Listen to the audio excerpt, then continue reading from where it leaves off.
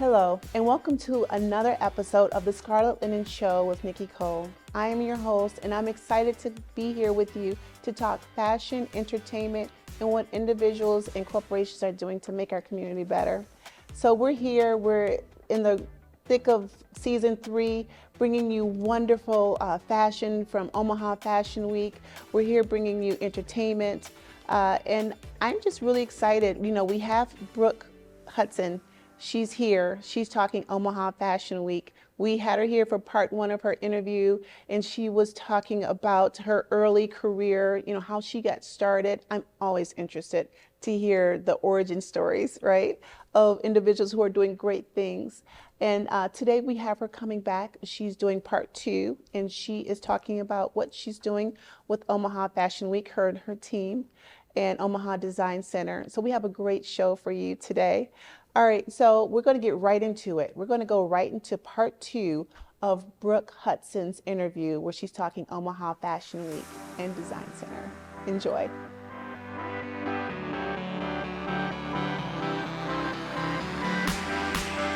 All right, welcome back. We're here with our segment on fashion, and as promised, we have Brook Hudson. She's back in studio, and we're talking about Omaha Fashion Week and Design Center. She is the owner of both, and we're just going to talk a little bit more about what she's doing.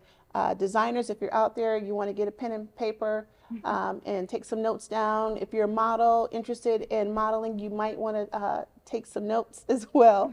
All right, Brook, thank you so much for being back in the studio with us. Yes. I enjoyed talking about the early early days in your career.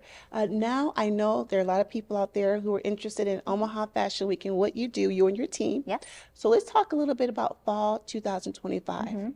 Sure. Yep. So we just had our season in August for fall, and we're a little different. We have you have the big fashion capitals that we all know about: New York, Paris, Milan, London, Miami's coming up. And they usually will show things like we just finished New York Fashion Week, and they're looking at spring 26. Right. Our show doesn't really work that way because it's more direct to consumer. Okay. Our designers are selling directly to people off the runway, so it doesn't behoove them to make clothes for next spring when people are buying them to wear in the present moment. Okay. And so we kind of got away from that in the early days of Fashion Week of saying that this is for this next spring season.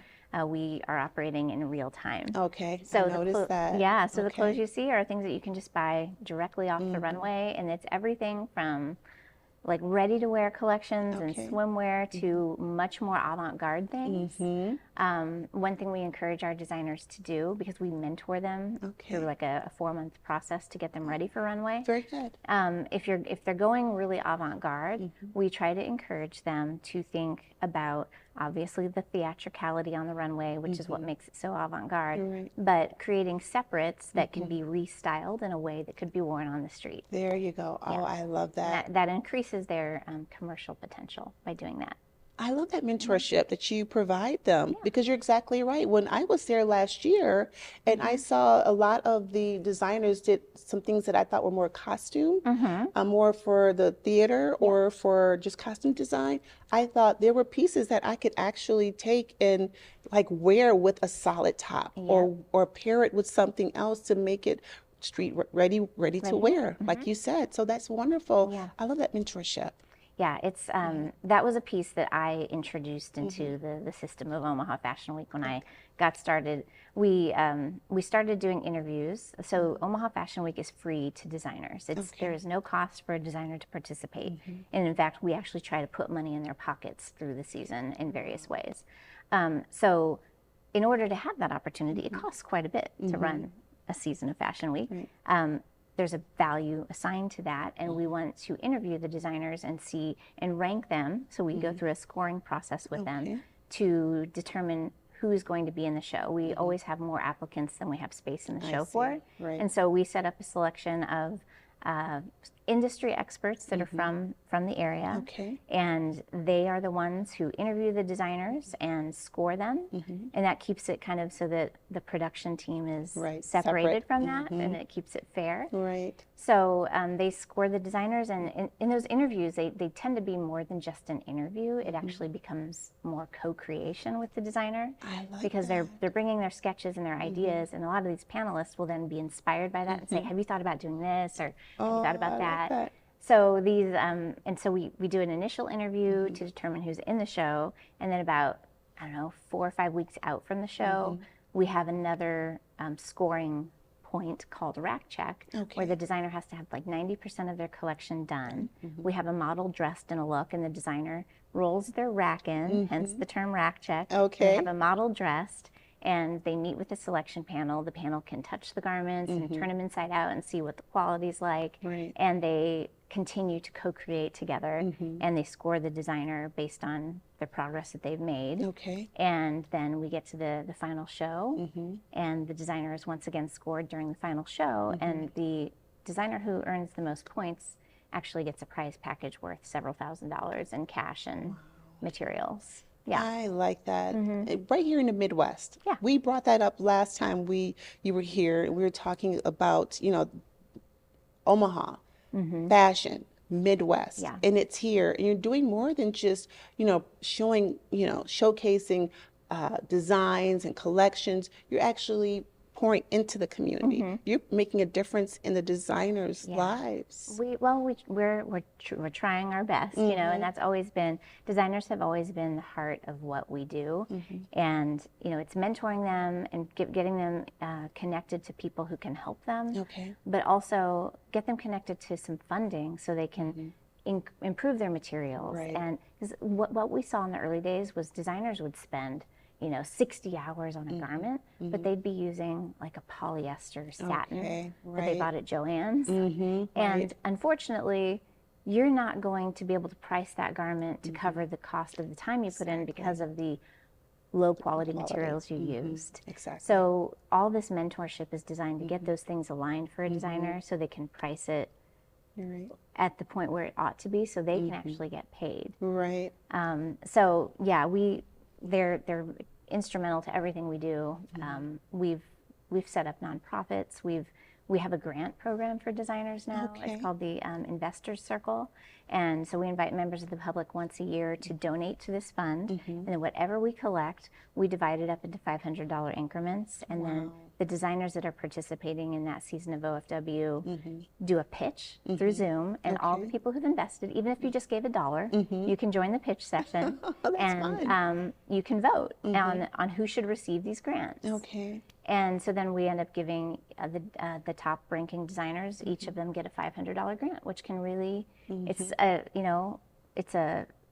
in the grand scheme of like what it costs to do fashion, it's a small amount of money, but it makes a huge difference to an up and coming designer. Exactly. And part of our DNA has always been working with young up and coming designers, so even like high school students and college students. One of our veterans now actually started with us when she was in 4-H. I think she was like 12. Really? Her name's Kate Walls. Okay. And she actually just had her first solo show at New York Fashion Week. Oh, wow. Yeah. So, she's killing it. She's in New York living her life, and she's working as a designer in a fashion capital. And she better start right here. Yeah, she did. Well, she started with 4-H, and we do get a lot of 4-H kids that come through our programs. And she made her way through Omaha Fashion Week, and then went to Parsons, a top fashion school in New York City. And what a great success she put the work story. in. We provided a few resources, but she did the work. That's a great success story. I like that. And the satisfaction you must have, you and your team, to see that what you put in them. And then she'll go, and I'm pretty sure she'll be an impact to someone else. Just what was put in her, I'm pretty sure she will pay it forward. Yeah, we do have a lot of designers that will come back, and we have a summer program. My dear friend Alyssa Diltz, she owns Develop Model Management. Okay. And we collaborate on casting models for the show. She and I do a fashion program every summer for kids ages 6 to 17. Okay. We have about 130 kids go through this program every summer. And we get every single one of them on a sewing machine. So even a 6-year-old, Oh, wow. we teach them how to use a tape measure, Right, cut out measure. a pattern, and run fabric through a sewing machine. And they every single camper, it's fashion camp, Okay. they create something that they can wear, and they Right. put on a little runway show at the end of the week for their parents. Oh, I And like that. yeah, so like we love getting young people engaged in this, and especially girls, because we believe it gives them an opportunity to experience subjects that they wouldn't otherwise like math, right? You know, Oh, fashion. that's good. Putting a garment together requires a tremendous amount of math. Yes, it does. Engineering. If you're draping fabrics, you're learning how to engineer a garment and Exactly. make the material do what you want it to do. Right. So it's kind of a STEAM experience in a way, and we love engaging girls in that process because it gets them thinking along those lines, Right. but through an avenue that is much more interesting Much more to them interesting. than sitting in like Exactly. a science class or a math class. I like that. The thought that goes behind what you do. You know, I'm just thinking, why don't we go ahead and show our viewers one of the designers that let's do showcased that. in your show? Yeah. Why don't we take a look at one of the designers who showcased in fall 2025 at Omaha Fashion Week?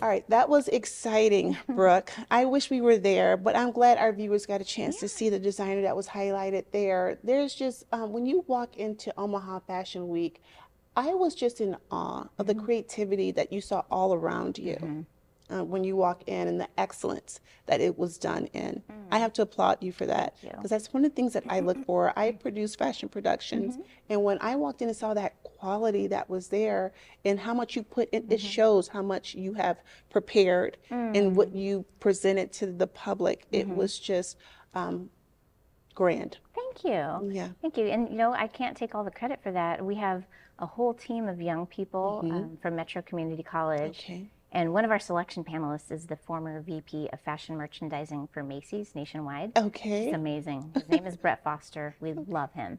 He actually works with a team of students to create the environment that you walk into. 'Cause Really? it's more than just a runway in a blank room. It's actually, we do a full-on environment with displays and mannequins, and it's like walking into a store window on Madison Avenue. Exactly. And it's an experience. that is a credit to Brett and Buff, our new producer, and all those apprentices from Metro Community College. They're amazing. I like that. Yeah. So I want to talk a little bit about the design center, you know, because I heard a little bit of the backstory, but if you could just share with those who are just joining us for the first time, how did that come about? Yeah, so the Omaha Design Center is the venue where we host Omaha Fashion Week. We say it's the home of Omaha Fashion Week. Okay. And that came about because I was 1,000 months pregnant, and I was in the process of building a massive tent on a parking lot in 100-degree heat in downtown Omaha, and I had to get electrical and water and luxury porta potties, and we were building these tents, and it was insane. Like I still have PTSD from tents. Oh my gosh, I can imagine. It was awful.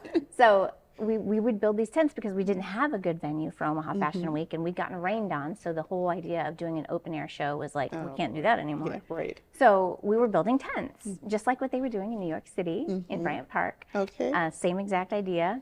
And finally I was like, okay, like we're spending a fortune. This is exhausting. No matter what we do, tents are always still going to be a tent. It's not going to be something we can fully control. Husband, why don't we put all the money we're putting into this tent into buying a building? Okay. And so that is how we ended up owning a venue. We built it out for Fashion Week. And we thought, hey, you know what? This is great for Fashion Week. If we could just rent this out like 75 more times a year, Right. we'll break even. Exactly. And we ended up doing like double that in bookings in the first year with 2 members of staff. Look at So there. It can get done. It was hard though. I mean, that was not, you know, we realized in that process we needed to staff up dramatically if we wanted to really run a venue properly. Exactly. So that's how it got started. And now we own 4 venues, and we're called Omaha Event Group. And we do I see. 200 plus events a year across our 4 venues, and mainly weddings. And we do corporate events, charity events. We like people to come to our venues and do weird stuff. Like if you want to bring somebody to breathe fire, you can do that. If you want to bring in some animals, like we've had animals in there. Yeah. We've had vehicles driven through there. Oh, wow. It's a space that was built to be intrinsically beautiful. So if you didn't want to do a lot to enhance your event, it's still going to be beautiful. Still beautiful. But if you want to get wild, you can do that too. You can do that too.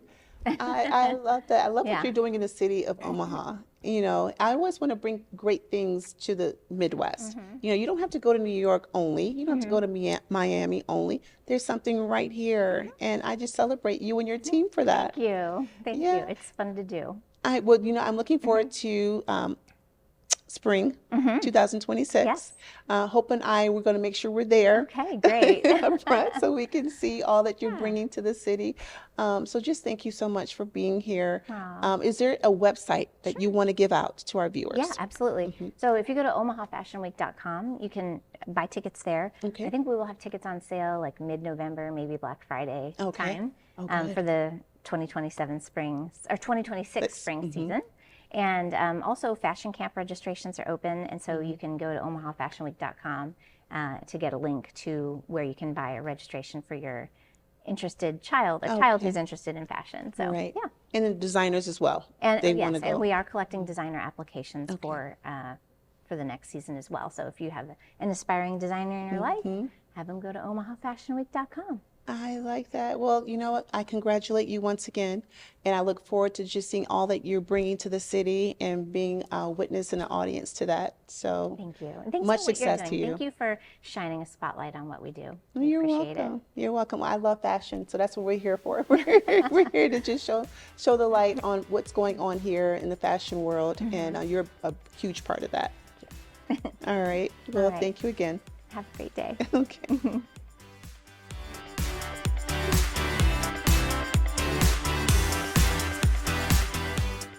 All right, now it's time to talk fashion. I know you enjoyed the interview with Brook, where she's talking about what they're doing with Omaha Fashion Week right here in the city, right here in the Midwest.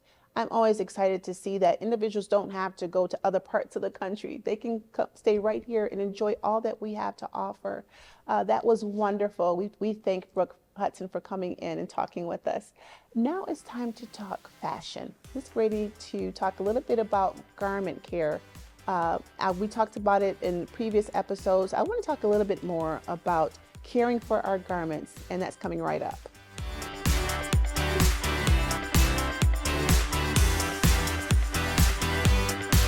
Okay, we're bringing to you now with this fashion segment, garment and caring instructions. You know, it's important when we go out to the mall.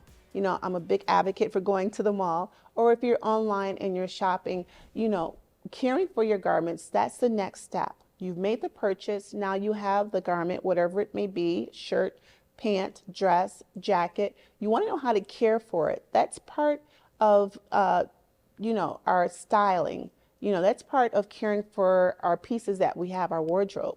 And that'll save you some money, you know, knowing how to properly care for your garments. So one of the things that I want to bring to you is just taking time to look at that care label on the back of the clothing that you're purchasing. You know, that will show you and tell you how to care for it, how to iron it, low heat, medium heat, no heat, right? Whether it should be dry cleaned, you know, whether to wash something in cold, warm water. That's all important because that will speak to the longevity of your garments, right? You pay your good money. And so we want to make sure that we're caring for the garments properly.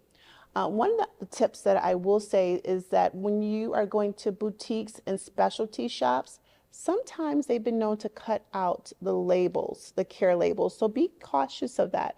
Just be aware, okay? If you're not familiar with fabrics, that's something you want to just know how to care for it, right?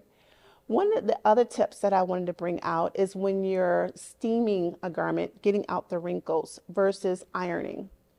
It's really important. If you're not familiar with fabrics, having a background in fashion and going to fashion school, I learned a lot about fabrics, right? And how to care for them. And a lot of times, individuals will turn that iron on and they'll get that clothing, let's say a shirt, on the ironing board, and they'll go to ironing. But you should really look at what temperature, knowing what setting to put it on will help the longevity of your garment, okay? If you smell something when you iron your shirt and it smells like it's burning, then it probably is. The setting is too high. You should not smell the garment when you're pressing it, okay? So that's a clue that the heat is probably too high, all right? What I also wanted to bring out is that the fiber content, whether it's silk, wool, they have the settings there. I really do go by those settings, okay? Because I don't want to damage my garment. So those are just some tips that I wanted to bring out to you in regards to caring for your garments. What I also wanted to bring out, the big question, do I dry clean or do I hand wash or do I wash it at home? And I have a little something I just wanted to share with you, a graphic, just to help you out with that. So laundry versus dry cleaning. Laundering is best for soils such as perspiration stains and odor, and things like mud, grass stains, and non-oily food soil, like ketchup and fruits. When do you dry clean? Dry cleaning is best for soil of an oily nature, such as gravy stains, mayonnaise, and motor oil. So those are just some tips, when someone's asking, should I really dry clean it? Because a lot of garments will say dry cleaning, and you may not really need to dry clean it. You can just, wash it in cold water. But when you have an oily stain like gravy or like an olive oil, that's something that you definitely want to take to the dry cleaners. They're more equipped to get that stain out. So I hope that these tips have helped you in caring for your garments. It's part of the process of, keeping your garments looking fresh, looking, like they're ready to wear.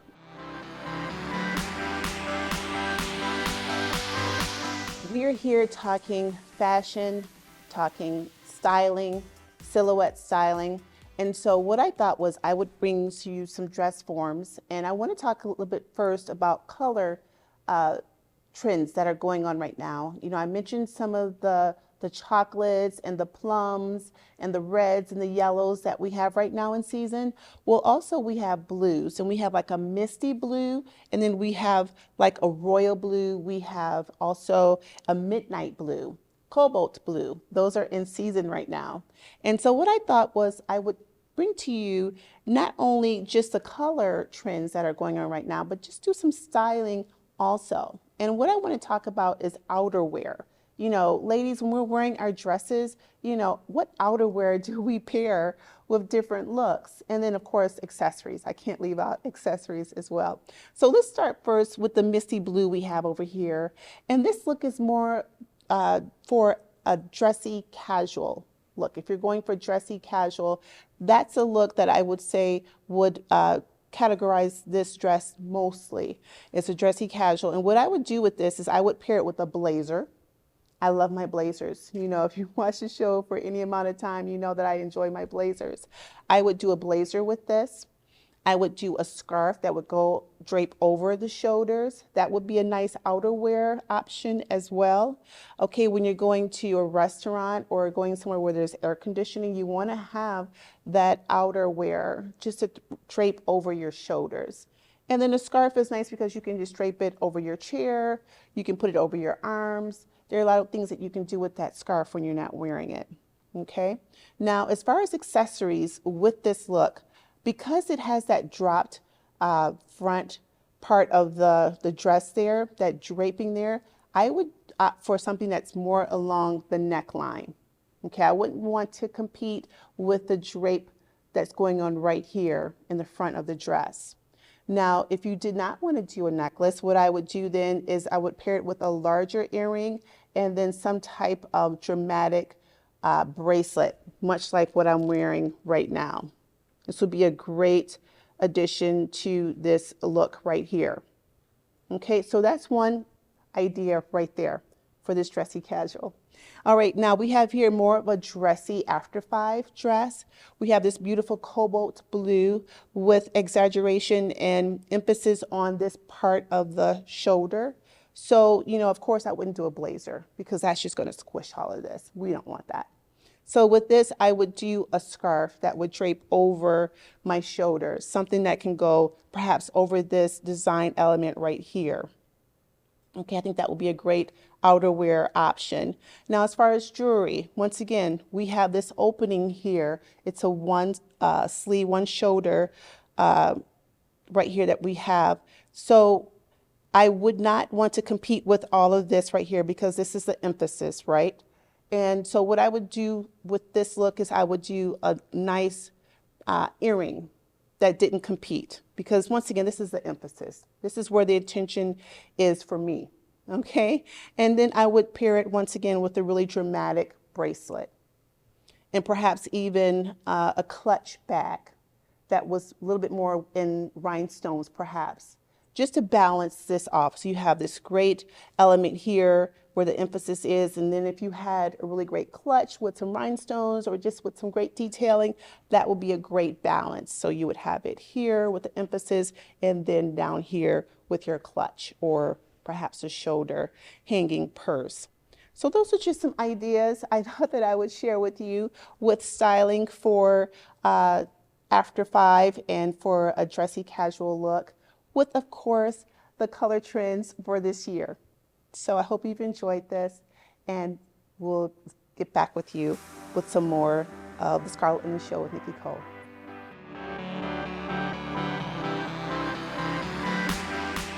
Okay, we're coming to the end of another episode. So I know that you have enjoyed this episode. I've enjoyed this episode, bringing fashion to you, bringing Brook Hudson from Omaha Fashion Week to you, hearing about her backstory, hearing about what Omaha Fashion Week is doing now. It's so important just to know that people who are doing great things, that they're human, that they experience things, and how they get through those experiences, I think is helpful. And those are things that we want to explore on the talk show, sort of the behind the scenes of different individuals and what they're doing here. And, of course, we brought you some fall fashion trends. We brought you some garment care. And I just really hope that the things that we bring to you every week are something that's making an impact in your life in one small way, or it could be a big way. We just hope that you're getting something from our shows and from the world of fashion and entertainment, the Scarlet Linen Show. That's what we're here to bring you. And as always, I am your host, Nikki Cole, and I just say that you are great and you can do anything, and just have a great day. We'll see you next time.